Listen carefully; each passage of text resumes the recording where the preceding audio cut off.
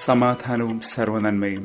നിങ്ങൾ കേട്ടുകൊണ്ടിരിക്കുന്നത് സായം പോഡ്കാസ്റ്റ് സീരീസിലെ ഒരു എപ്പിസോഡ്. ഞാൻ കപ്പുച്ചൻ സന്യാസ വൈദികനായ ജയന്ത് മേരി ചെറിയാൻ. സിറിയ കേവലം മണിക്കൂറുകൾ കൊണ്ട് വീഴുകയാണ്. കൊടുങ്കുപ്രസിദ്ധിയാർജിച്ച സെഡ്നായ തടവറ തുറന്ന് തടവുകാർ മോചിപ്പിക്കപ്പെടുന്നു.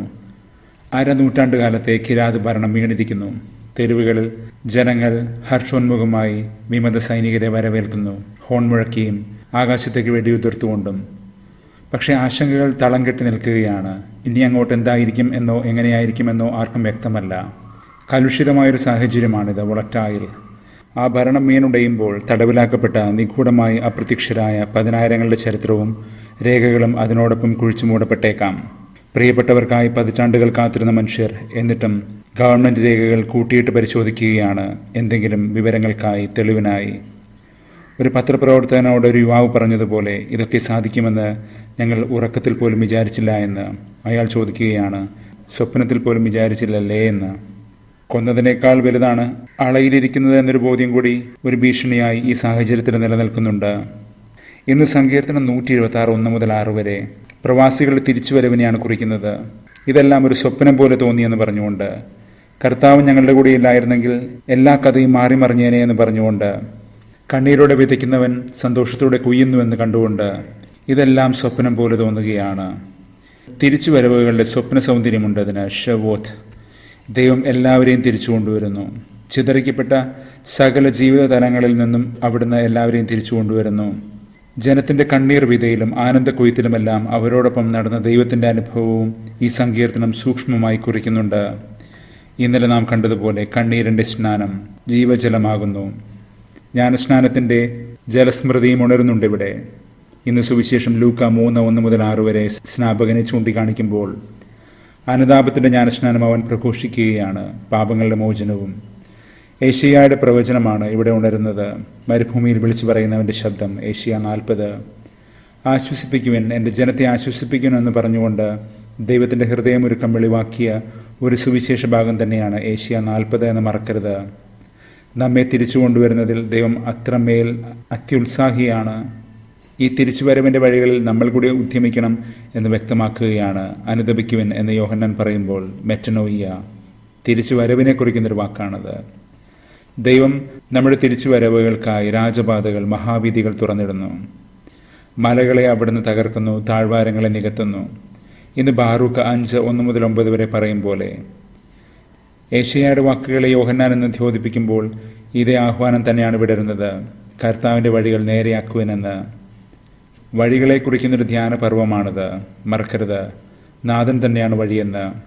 അതിനാൽ തിരിച്ചുവരവുകളുടെ, വീണ്ടുവരവുകളുടെ വഴി ഒരിക്കലും അവസാനിക്കുന്നില്ല, അടച്ചു കളയുന്നുമില്ല അവിടുന്ന്. ഞാനാണ് വഴി, നാഥൻ പറഞ്ഞിട്ടില്ലേ. അതിനാൽ ഈ വഴി ശക്തിയോടെ, വിശ്വസ്തയോടെ നടക്കാനുള്ള ദിശാബോധം നമുക്കുണ്ടോ എന്ന് ശ്രദ്ധിച്ചാൽ മാത്രം മതി. ദൈവത്തെ നിത്യനായവൻ, ഇറ്റേണൽ എന്ന് ആവർത്തിച്ചു വിളിക്കുന്ന ഒരേ ഒരു പ്രവാചക ഗ്രന്ഥമാണ് ബാറൂക്ക്.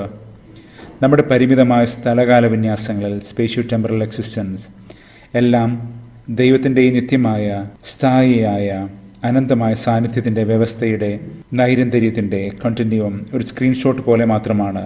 നമ്മുടെ ചരിത്രങ്ങളും ഇടങ്ങളുമെല്ലാം കാലവും ദേശവും ഒക്കെ മറക്കാത്ത, മായ്ക്കാത്ത വയലൻസുകൾ നമ്മുടെ ചരിത്രവീതിയിൽ ആവർത്തിക്കപ്പെടുമ്പോൾ ഇത് തന്നെയാണ് കൂടുതൽ നമ്മൾ ശ്രദ്ധിക്കേണ്ടതും. മനുഷ്യർ ഇന്ന് യുദ്ധത്തിലും പരസ്പരം കൊന്നൊടുക്കുന്നതിലും അഭിരമിക്കുകയാണ്. ഇങ്ങനെ വികലമാക്കപ്പെട്ട, വിഘടിച്ചു നിൽക്കുന്നൊരു ചരിത്രസന്ധിയെക്കുറിച്ചുകൊണ്ട് തന്നെയാണ് ഇന്ന് ലൂക്കാ സുവിശേഷകൻ സംസാരിച്ചു തുടങ്ങുന്നത്. Highly fragmented society.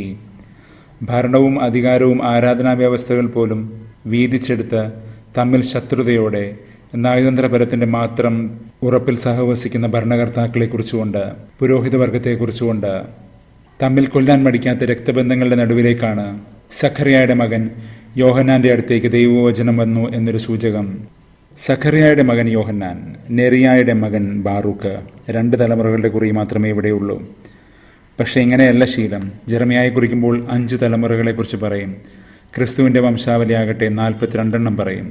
ലൂക്ക ആ വംശാവലിയെ സമർത്ഥമായി ദൈവത്തിലേക്ക് കൊരുത്തുവെക്കുകയും ചെയ്യുന്നുണ്ട്. ആദം ദൈവത്തിൻ്റെ മകനായിരുന്നു എന്ന് പറഞ്ഞുകൊണ്ട്.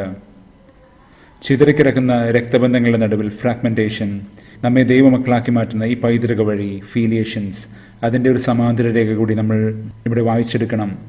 ഓരോ മനുഷ്യനും കേവലം മനുഷ്യ സൃഷ്ടി മാത്രമല്ല, ദൈവത്തിൻ്റെ പദ്ധതിയുടെ അനിവാര്യമായ ഘടകങ്ങളാണ് എന്ന്. ഒന്ന് ദൈവത്തോട് ഇടറുമ്പോൾ മറ്റൊന്ന് ദൈവത്തിൻ്റെ തുടർച്ച തന്നെയാകുന്നു.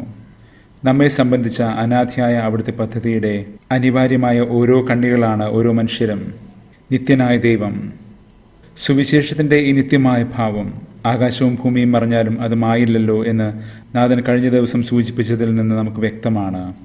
ഇത് തന്നെയാണ് ചരിത്രഗതികൾ ഇരുളടഞ്ഞു പോകുമ്പോഴും നമുക്ക് ആനന്ദ കാരണമായി മാറുന്നത്. സുവിശേഷം ആനന്ദ പ്രസാരണമാകുന്നു.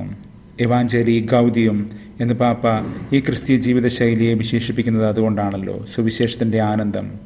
ഏറ്റവും ആനന്ദം പ്രസരിക്കുന്ന ഫിലിപ്പിയർക്കെതിരെ ലേഖനം ഇന്ന് നമ്മളോട് വ്യക്തമാക്കി തരുന്നതും ഇതുതന്നെയാണ്. 1:4 മുതൽ നാം സുവിശേഷത്തിൻ്റെ കൂട്ടായ്മയാണ് എന്ന് പഠിപ്പിച്ചുകൊണ്ട് കൊയിനോണിയ, അതായത് ദൈവത്തിൻ്റെ സുവിശേഷം നമ്മളിലൂടെയാണ് മുന്നോട്ട് കുതിക്കുന്നത് എന്ന് ജാൽ പെഗി പറഞ്ഞ കാര്യം ഇതിനകം നമ്മൾ പലയാവർത്തി ധ്യാനിച്ചിട്ടുള്ളതുമാണത്. നിത്യനായ ദൈവത്തിൻ്റെ രണ്ടാം നിത്യതയാണ് നമ്മൾ, സെക്കൻഡ് ഇറ്റേണിറ്റി. ദൈവം ആദ്യം മുതലേ സ്ഥാപിച്ച സുവിശേഷത്തിൻ്റെ കൂട്ടുവഴിയാണത്. അവൻ നമ്മോടൊപ്പം ഇറങ്ങി നടന്ന വഴി ശ്രീഹ സൂചിപ്പിക്കുകയാണ്. എന്നിട്ട് അദ്ദേഹം ആശംസിക്കുന്നു, ക്രിസ്തുവിൻ്റെ അതേ വാത്സല്യത്തോടെ ദൈവം നമ്മിൽ തുടങ്ങി വെച്ചവ ദൈവം അതിൻ്റെ പരിപൂർണതയിൽ എത്തിക്കട്ടെ എന്ന് പറഞ്ഞുകൊണ്ട്.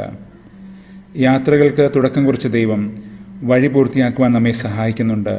നമ്മുടെ ഗുരുവും കർത്താവുമായവൻ ഇന്നലെ കണ്ടതുപോലെ ഇതാണ് വഴി, ഇതിലെ പോവുക എന്നവൻ ഇടതടവില്ലാതെ പറയുന്നുണ്ട്. വഴി അവൻ തന്നെ ആയിരിക്കെ നീതിയുടെ ഫലങ്ങൾ നമ്മൾ അണിയാൻ, നിഷ്കപടരും നിഷ്കളങ്കരുമായ ദൈവസന്നിധിയിൽ നിലകൊള്ളാൻ ക്രിസ്തു വഴി നമ്മൾ ജീവിത തികവുകളിലേക്ക് പ്രവേശിക്കുകയാണ്. ഒരു പിൻകുറി, മുകളിൽ പറഞ്ഞ സെഡ്നായ തടവറ, സെഡ്നായ എന്ന ഈ സ്ഥലത്തിൻ്റെ പഴയ പേരാണ് അബിലീൻ, ആബേലിൻ്റെ ഖബർസ്ഥാനം എന്ന അർത്ഥത്തിൽ. ഇന്ന് സുവിശേഷത്തിൽ നാം അബിലീൻ എന്ന ദേശത്തെ കാണും, അതിൻ്റെ ദേശാധികാരിയെയും. സാഹോദര്യത്തെ കുന്നുകുഴിച്ചു മൂടിയ ഭൂമി, മനുഷ്യത്വം വിറങ്ങലിച്ച് ഇരുളടഞ്ഞു പോയ ഭൂമി,